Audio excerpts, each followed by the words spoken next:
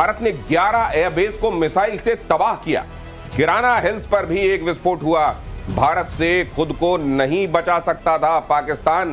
Report में कहा गया है कि भारतीय मिसाइल हमलों के खिलाफ पाकिस्तान के लिए खुद को बचाना असंभव है।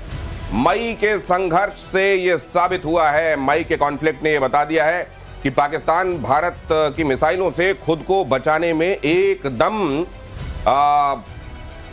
इनकेपेबल है। और ये बात हम नहीं कह रहे हैं, अब अमेरिका कह रहा है। सवाल यह है कि क्या एक बार फिर से वहां के हुक्मरान और वहां के आर्मी के लोग, DGISPR, क्या वो लोग आकर एक बार फिर से ये बातें कहेंगे कि अमेरिका भी झूठ बोल रहा है, दुनिया झूठ बोल रही है, सैटेलाइट झूठ बोल रही है। बहरहाल ये अब अमेरिका की तरफ से। सर, अमेरिका को इस समय तो बड़ी प्यार की पींगे मर रही हैं दोनों के बीच में, तो कम से कम रहने देता अमेरिका भी। ये रिपोर्ट क्यों लेके आ गया? देखिए, अमेरिका में ये जो है उनका रिसर्च फाउंडेशंस के अंदर से ये रिसर्च आ रही है और वो हर एक बात आप देखिएगा बहुत कहीं सटीक बताते हैं। उन्होंने क्या सटीक बता दिया कि 11 तो हम जो बोल रहे थे वो तो गया ही। उसके बाद किराना हिल्स में भी आपका न्यूक्लियर जो है, और बोलते हैं कन्वेंशनली पाकिस्तान कभी ऐसा नहीं कि इसी में हुआ, कभी कर नहीं पाएगा, भारत को रोक नहीं पाएगा, इसलिए वो भागता है परमाणु की तो तरफ। दुनिया के जितने वॉर एक्सपर्ट्स हैं दुनिया में, जिनको माना जाता है, जिनके कहे हुए को दुनिया सुनती है, वो अमेरिका की रिपोर्ट, ये तमाम लोग चीख पुकार कर ये कह रहे हैं कि देखिए कितनी बुरी तरह से पाकिस्तान को मार पड़ी थी,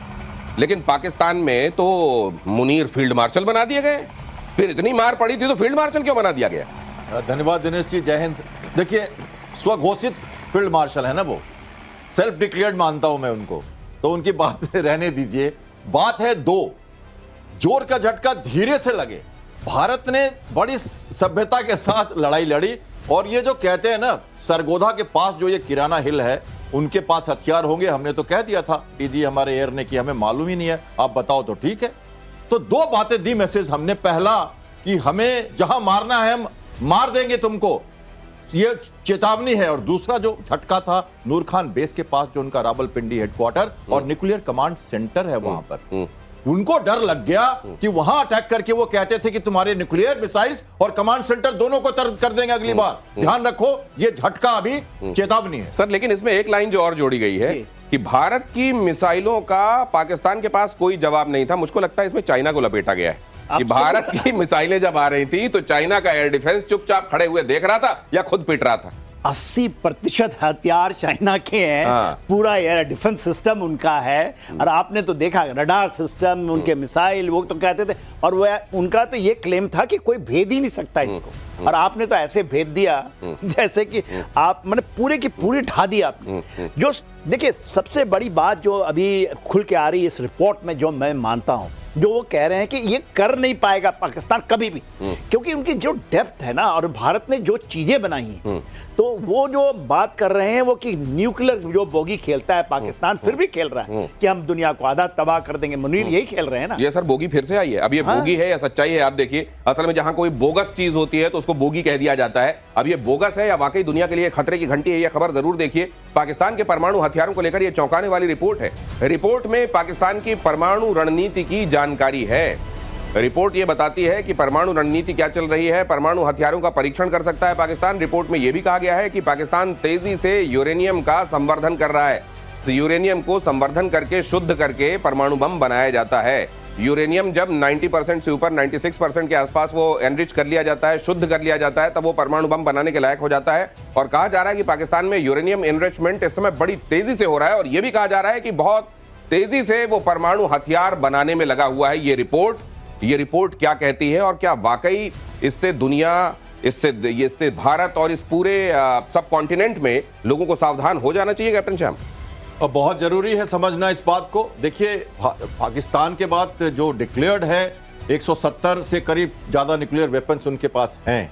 और जनरल किदवई की जो बात हम सुन रहे हैं, अभी वो कह रहे थे एक सभा के दौरान उन्होंने कहा कि नो फर्स्ट स्ट्राइक जो हमारी जो नीति है उस पर हमें कायम रखने की कोई जरूरत नहीं। हमें वो नीति हमें नहीं है, हमारी नहीं, और हम उसी पे चलना चाहते हैं। हमें जरूरत पड़ेगी तो हम टैक्टिकल यूज करेंगे मिसाइल्स का, क्योंकि कन्वेंशनल वॉरफेयर में जो लगा उनको मार जो लगी, उससे वो घबरा गए हैं। और उनको लगता है कि जो फिर से ये न्यूक्लियर ब्लैकमेल करना ही है। और वो चाह रहे हैं कि 2030 तक करीब करीब 200 के न्यूक्लियर वेपन्स वो बना लें, और इस तरह की वो डिटरेंस रखे ताकि भारत अगर अटैक करे तो हम उनको मार सकें। लेकिन हमने देख लिया न्यूक्लियर ब्लैकमेल का कुछ नहीं चला उनका। और भारत ने क्लियरली कह दिया है कि अब आपका न्यूक्लियर ब्लैकमेल नहीं चलेगा, हम आपसे नहीं डरते, और ये जस्ट एक मुद्दा है जो हमारे लिए सोचना। नहीं तो फिर मैं ये भी जानना चाहता हूं कि वो अमेरिका जो ईरान को लेकर अचानक वहां एनरिचमेंट को लेकर हथियार बनाए जाने को लेकर इस कदर परेशान होता है, और आपने देखा ईरान का क्या हाल किया गया है, तो फिर पाकिस्तान में जब ये चल रहा है तो फिर विश्व की महाशक्तियों को ये दिखाई नहीं दे रहा है क्या?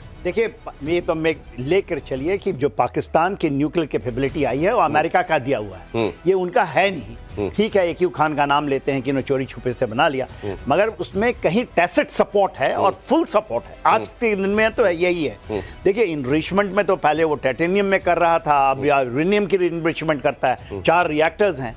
बात उसकी नहीं है, बात वो कहते हैं नो फर्स्ट न्यूक्लियर फर्स्ट, ये उनकी पॉलिसी है। हम लोग जो कहते हैं कि नो न्यूक्लियर फर्स्ट, हम नहीं करेंगे कभी नहीं, नो न्यूक्लियर फर्स्ट स्ट्राइक। उनकी है नो फर्स्ट न्यूक्लियर फर्स्ट, और उसके अंदर में वो कामयाब है। अभी नो फर्स्ट न्यूक्लियर फर्स्ट समझाइए जरा। हम उनका ये कहना है कि हम पहले कुछ नहीं करेंगे, मगर हमें करेंगे तो न्यूक्लियर से ही करेंगे, अब शुरू करेंगे न्यूक्लियर, ये उनकी नीति तो है। फिर नो फर्स्ट न्यूक्लियर फर्स्ट अभी सिंदूर के दौरान कहां गया? बस वही चीज है ना, तो इसी को कहते हैं ना, बोगी को तोड़ना है। तो आप हमने क्या कहा कि हमने जो अचीव किया है कि इससे न्यूक्लियर बोगी को हमने तोड़ दिया। इसके नहीं सुने थे आप, आधे पाव के हैं, एक पाव के हैं, हम हिंदू में मार देंगे, मुस्लिम बच जाएंगे। तो ये जो बोगी है, और ये भी जो कहें किदवई के नाम बताए, वो कहते हैं हमारे जितने भी पॉलिटिशियन है छोटे लेवल के भी, उनको बहुत बड़ा लिवरेज देता है इस तरह की बातों से। मत देखिए, इस बोगी से, और बोगी को हमने तोड़ा है, और भारत का मेरा मानना है कि even know first use against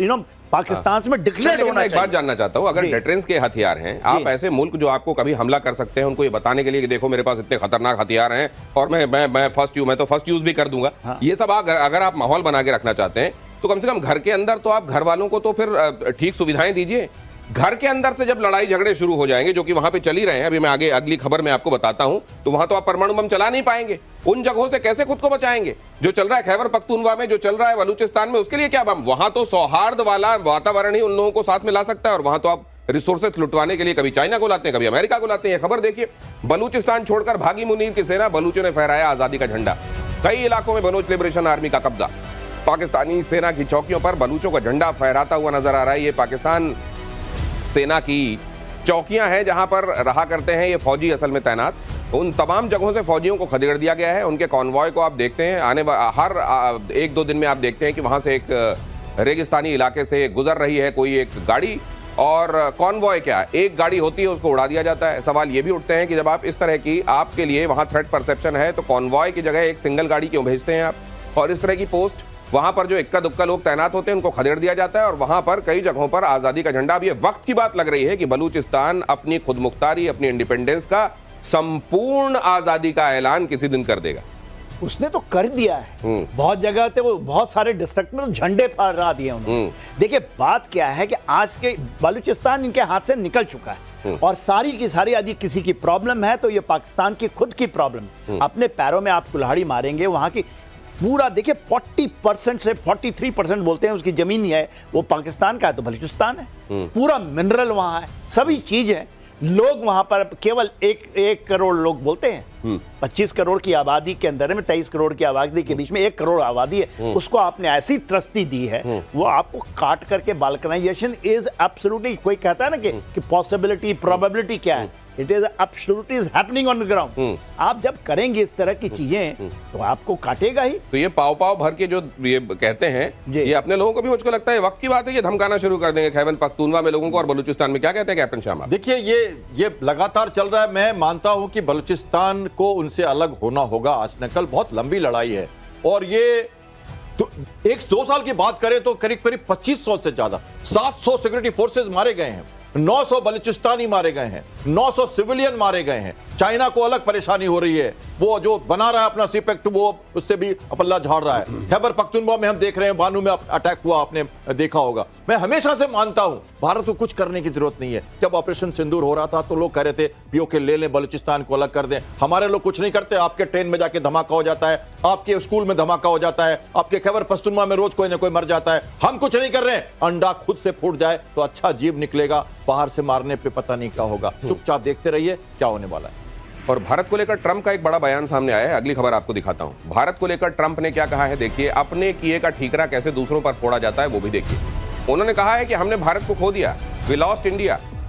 Trump ने कहा हमने भारत और रूस को चीन के हाथों खो दिया।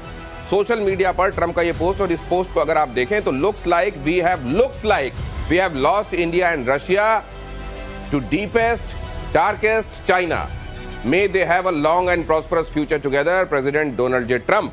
आजकल ये वो नहीं लिख रहे हैं, ये इसकी ये ट्वीट देखिए जरा, और क्योंकि आप लोग तो ये इसकी भाषा को भी बड़े गौर से आप लोग भी देखते होंगे, मैं ये जानना चाहता हूं कि ये जब लिख रहे हैं तो आजकल यहाँ क्यों नहीं लिखा जा रहा है thank you for your attention to this matter, ये क्यों नहीं लिख रहे हैं? पिछले कई ट्वीट से नहीं लिख रहे हैं। देखिए प्रॉब्लम ये है कि डोनाल्ड ट्रंप साहब को एक चीज समझ आ गया कि इंडिया ने क्या लूज किया है। डोनाल्ड ट्रंप को लूज किया, अमेरिका को लूज नहीं किया। आज भी हमारी बयान देखिए, आज भी हम अलास्का में हम लोग ड्रिल कर रहे हैं, ज्वाइंट एक्सरसाइज चल रही है, आर्मी हमारी आर्मी के बीच में, उनकी आर्मी के बीच में, अलास्का में हो रहा है। उसके अलावा क्वाड की एक्सरसाइज चल रही है। हमने नहीं लूज किया है। हाँ, किसी को लूज किया तो डोनाल्ड ट्रंप, क्योंकि डोनाल्ड ट्रंप खुद अपने किया है। वो किस तरह से उन्होंने किया भारतीयों के साथ, ठीक है, हमारे प्रधानमंत्री ने ऊपर में उन्होंने टारगेट किया, और उन्होंने तो भारत को टारगेट किया ना। कैसे चले गए आप पाकिस्तान के ऊपर? ये बड़ी बात आप कह रहे हैं सर, जब प्रेसिडेंट इस तरह की भाषा बोल रहा हो और हम अमेरिका के साथ मिलिट्री ड्रिल कर रहे हो या ज्वाइंट ड्रिल कर रहे हो, इसके मायने क्या हैं? क्या इसको इस तरीके से देखा जाना चाहिए कि ट्रंप के होने और उनके सिरफिरेपन के बावजूद भारत और अमेरिका के रिश्ते फिर भी बचे रहेंगे, बने रहेंगे? बिल्कुल पैरेलल चल रहा है सब कुछ। ये एससीओ हो, ये परेड हो उनकी इतनी बड़ी, ये हताशा का कोई टॉपिक नहीं है, ये तो होना ही था। आप देखिए अक्टूबर तक सब शांत हो जाएंगे, टैरिफ वारिफ सब खत्म, सब नॉर्मल हो जाएगा। मैंने कल कहा था ना आपको, अपनी प्रिज्म से देखते हैं। ये कैसे दे रहे हैं आप अक्टूबर तक की टाइमलाइन? ये मैं हमेशा से कहता रहा हूं, हमारा आकलन यही है। वो खुद वापस आ रहे हैं, देख लीजिए। आप चुपचाप शांति से देखते रहिए। पैरेलल बातें चल रही है। डिप्लोमेसी में एक चीज एक साथ नहीं होती, सब अलग अलग पैरेलल अपने अपने समानता। जापान का टैरिफ हटा दिया, 50 बिल्कुल हटा दिया। आप देखिए क्या क्या होता है। ऑस्ट्रेलिया ने जापान ने बुला लिया, अपने एक्सपर्ट को भेजा था करने के लिए, बुला लिया। राइट। अभी देखिए ये जो 14 का ऐसा डेट दे रहे हैं कि उनके बड़ी अदालत सुप्रीम कोर्ट से आ जाएगा, 14 का डेट है। सुप्रीम कोर्ट वालों को भी तो धमका रहे हैं। हाँ, धमका कोर्ट को कह रहे हैं कि हमारे हक में फैसला दो। कोर्ट अगर कहे भी कुछ, फिर भी ये टैरिफ हटेगा बिकॉज ऑफ इंटरनेशनल पिक्चर। मैं ये कह रहा हूं, उनकी इंटरनल जो कैप्टन श्याम यहाँ जो कह रहे हैं, आज आप ये नोट कर लीजिए, यहाँ एक्सपर्ट्स जो कहते हैं आने वाले दिनों में आपको होता हुआ दिखाई देता है। ये अक्टूबर के अंदर आप ये देखेंगे, ये टैरिफ को लेकर ये जो पूरा बवंडर इस समय दिखाई दे रहा है, वो उस समय तक सेटल होना शुरू हो जाएगा। कैप्टन श्याम ये कह रहे हैं। लेकिन सर इसकी ये अगर मान लीजिए अक्टूबर तक ये शांत हो भी जाता है, तो जिस तरीके की इस समय अजीब दिमाग में वो चल रहे हैं, नवंबर में फिर हो सकता होगा। नहीं फिर से लगा रहा हूं मैं। ये भी तो हो सकता है। देखिए एक चीज तो है, भारत के संदर्भ में मैं बताना चाहूंगा अमेरिका का। हम कहते हैं F-35 नहीं लेंगे, मगर हम जी इंजन ले रहे हैं, और हमने 62 बिलियन का करोड़ का पैसा हमने कहा 93 और ले लेंगे। हम वही करेंगे जो हमारे लिए अच्छा है, और हम आपके साथ भी और आपके लिए भी ये है कि आप भी वही करो जो आपके लिए अच्छा है। हम तो वही करें। For more of such videos, do like, share and subscribe to ET Now Swadesh.